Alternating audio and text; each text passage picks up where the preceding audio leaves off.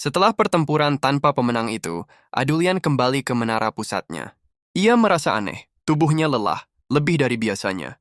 Namun ia mengabaikannya. Fokusnya masih tertuju pada pembangunan wujud non-terjangkau, keberadaan sempurna yang tak bisa disentuh oleh siapapun, termasuk oleh dewa dirinya sendiri.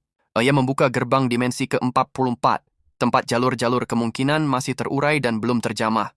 Namun saat ia melangkah ke dalam celah dimensi itu, sesuatu yang tak terduga terjadi. Seluruh lapisan realitas mendadak memelintir seperti pusaran angin liar. Warna-warna berubah menjadi abu-abu, aliran energi sihirnya macet. Koneksi ke semua jaring kesadaran terputus seketika. Lalu, gelap tubuhnya terjatuh. Ia merasa seperti dilempar, dihantam, dicabut dari segala sumber kekuatannya. Ketika Adulian sadar, ia berada di dalam sebuah gua sempit. Dindingnya dingin kasar, tak ada cahaya magis. Tak ada pelayan sihir, tak ada suara mantra. Hanya suara tetesan air dan detak jantungnya sendiri. Ia mencoba memanggil sihir Henning. Ia mencoba mengakses waktu. Sastra respons, ia berteriak. Namun suaranya hanya menggema, lalu hilang di telan sunyi. Ia sendirian, tanpa kekuatan, dan tanpa arah. Hari-hari berlalu atau mungkin minggu, ia tak tahu. Di gua itu, Adulian merasakan rasa lapar, rasa takut, rasa marah. Rasa-rasa yang selama ini telah ia tinggalkan. Setiap malam, ia bermimpi tentang refleksi dirinya, tentang dunia yang ia bangun, tentang menara yang kini entah masih berdiri atau tidak. Dan selalu ada satu wajah muncul di mimpinya, Komeng Lian. Senyum damai, mata jernih. Dan bisikan terakhirnya, kau masih bisa berubah. Adulian mulai memahami.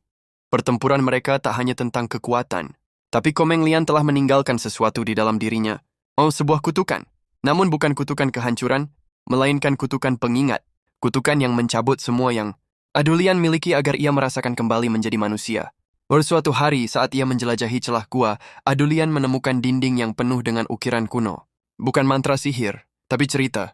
Pria itu hidup pria yang mencari kekuasaan abadi, sampai akhirnya ia menjadi sesuatu yang baru. Bukan dewa, bukan manusia, tapi ia penjaga keseimbangan. Adulian menatap ukiran itu lama. Dan untuk pertama kalinya sejak ia berinkarnasi, ia tersenyum. Bukan karena ia menemukan jalan keluar, tapi karena ia menemukan sesuatu yang selama ini hilang, dirinya sendiri. Hari berikutnya, ia mulai membangun dari awal, tanpa sihir. Dengan tangannya sendiri ia menggali, ia mengukir. Ia menulis ulang mantra bukan untuk menyerang, tapi untuk memahami. Ia membentuk ulang definisi kekuatan, bukan dominasi, bukan penghapusan, tapi pengaruh yang mengalir melalui keseimbangan. Dan suatu malam saat ia duduk di tengah cahaya kunang-kunang gua, kekuatan kecil muncul kembali di ujung jarinya, bukan gelombang sihir masif, tapi cahaya kecil, hangat, dan lembut. Cahaya itu tidak ingin menghancurkan dunia. Cahaya itu ingin menyentuhnya kembali. Di luar gua dunia mungkin berubah. Sang dewa versi dirinya masih mengintai. Realitas masih bisa terhapus kapan saja. Namun Adulian tak lagi hanya pengejar kekuatan. Kini ia adalah satu-satunya yang mampu memahami dua sisi dunia. Dan dari gua kecil tanpa cahaya, ia mulai membangun kekuatan yang tak bisa dihapus siapapun. Kesadaran.